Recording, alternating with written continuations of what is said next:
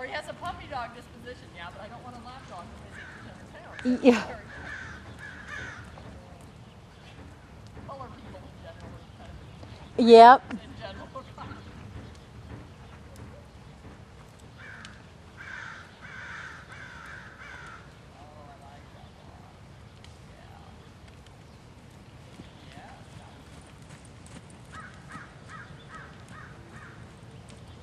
Oh yeah.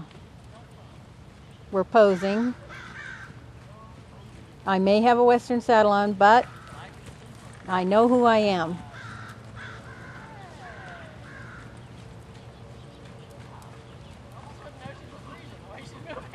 Yeah.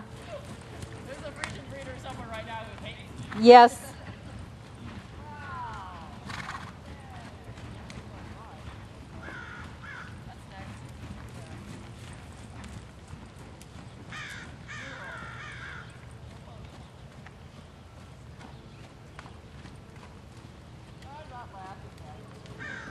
No, we're just admiring what you looked like 2 minutes ago.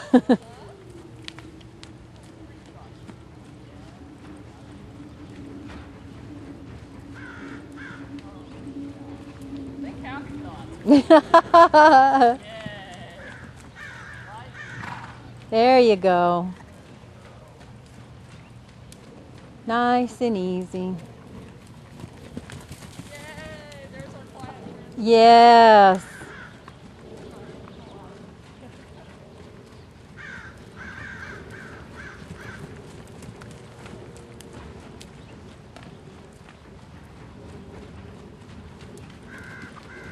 Very good.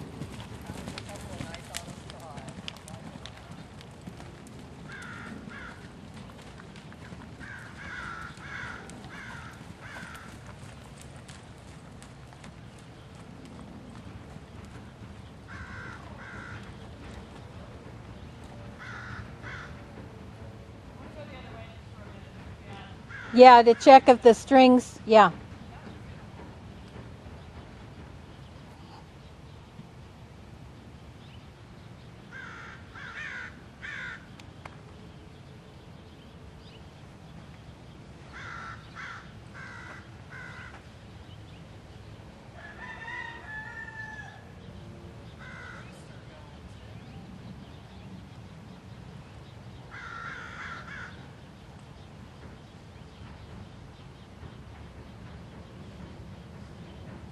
Now, do you just clip it to itself? Do you just clip it to itself? Yeah. Surprising about nylon lines are in fold. Yeah. Not so nice thing is when they cut your hand off. I love my cotton one, but they're hard to find. I have an older nylon one that's heavy. It's almost double thickness, and I like the feel on that one. I have Mine a. was an old cotton one that I had for years. I have a much. I actually have a Monty Roberts driving lines. Oh, I like his lines. Yeah. So I could I've played bring. with those once upon a time. Yeah, they have a nice feel on your hand. This one's not bad. It's not too flimsy. Some of them are so light. Oh, And the edges will just slice your hands off. But there's too much flutter. They just don't have any weight to them. Yeah. And then there was the set I used that had the nylon or the rubber, the leather stops sewn in them. Uh-oh. I have a broken finger from that one. Oh, Kathy. I had a very unusual sort of giraffe-shaped Appaloosa I was working with, and something startled him, and he took off, so I let go. And as the line went across my hand, one of those stops caught my pinky and just gave it a 1,200-pound yank. At that point, I went, I need to put this on ice and go see a doctor. Yeah. So, yeah, I'd give it a pretty good torque. But yeah, I would never have lines with stops on it, unless you're working in a round pen where they can't get so far from you that it becomes a trick. But I don't see the need for it. I don't. Dangerous. That was glassy, wasn't it? I want to be able to let go. Yeah. Well demonstrated, don't you think? Yes, that was a. That's ideal. A horse is not going to panic because the line just, oh my gosh. What a good girl. Looks like an old hand with this right now. I love this frame. Her neck's nice and open. Mm-hmm. Very nice. It's funny, you posted something yesterday, and it was, the two horses in this picture and I'm only seeing one horse. And even when I clicked on it, I only could see the dapple gray. Oh. And then I clicked on the site and saw the other one. So I'm laughing, looking at this going, but I don't see two. This is not. It's an interesting pair of pictures to put up against each other because the horse on the right is a better athlete and has that beautiful extension, but it's a fake extension because the hind end is nowhere near Yes. what the front end is bicycling. He can pump that front end like crazy and go completely horizontal with his front legs, but the back end is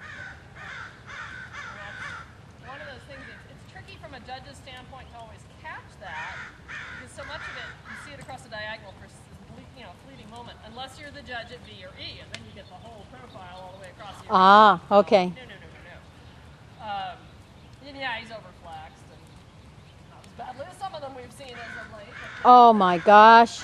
But you have some of these horses that have really big shoulder movement, and it can be very tricky to get the haunches to catch up to the movement that the front end can do. And I think one of the prime examples is park horses. Oh, absolutely. Yeah, they do everything to accentuate that front end powing out there and having that great big legs, and they've got the goofy bracelets and all the crazy stuff and the elastic bands. And in the meantime, the hawks are not pushing like they should be because everything's up here. I read an article by, I can't think of his first name, but Kohler. Kohler owns Morgan Horses. Okay. And his trainer, can't think of his name right off the bat, but they wrote an article about his horse Noble Flare. Okay. And Noble Flare looks like a saddlebred, moves like a saddlebred, acts like a saddlebred. And they wrote an article about what an amazing park horse he was. And Tom Case is the trainer's name. Okay. And he said these horses can do whatever they want to do outside the show ring. And they will not be corrected for it. Oh my gosh. What a fun When they go in that show pen, they have to do exactly what I say. And he said Noble Flare has the amazing ability to drop his back and lift his front end. going hollow. They printed this. The amazing ability to drop his back. Hollow and skin. And Can you imagine what the loin area on that horse must look like at the end of a good workout? And they bought a horse called Issues and Answers by Noble Flare, and Jerry Rushton bought him and brought him here. And it was a big thing in the magazine because he had a groom that worked at his barn for several years. And you know, grooms sometimes aren't treated very nice by people with huge egos going to horse shows. Well, she married a man with money. And so they bought Issues and Answers for $150,000, and then they paid $125,000 for a little park mare, park harness horse. And I had to go see him. So I called and I asked if I could come over and just walk through the barn. They wouldn't have to talk to me or anything. Yeah, come on over. Because I used to go over there, and I had put a horse in training with them a long time ago for halter. And so we go over there, and we see the mare, and it's this little kind of square built, kind of long in the back mare, about 14'2", all kind of a seal bay, the blackish bay, no white, kind of a square muzzle, nothing refined or special or elegant, a solid build. I liked the build. But I was like, oh my God. Well, then we went around the corner looking for Issues and Answers. Big chestnut horse with a blaze. And we came around the corner and we saw him. And as soon as I clapped eyes on him, I was standing in the middle of the barn aisle and I would not go closer. He gave me that kind of a feeling. He stood in the back of the stall and he turned his head around and he looked at me. And the way he looked at me was, oh God, I'm not walking any closer. Just the feeling. And so I'm standing there and we're looking at him. And he turns around and he's looking at us.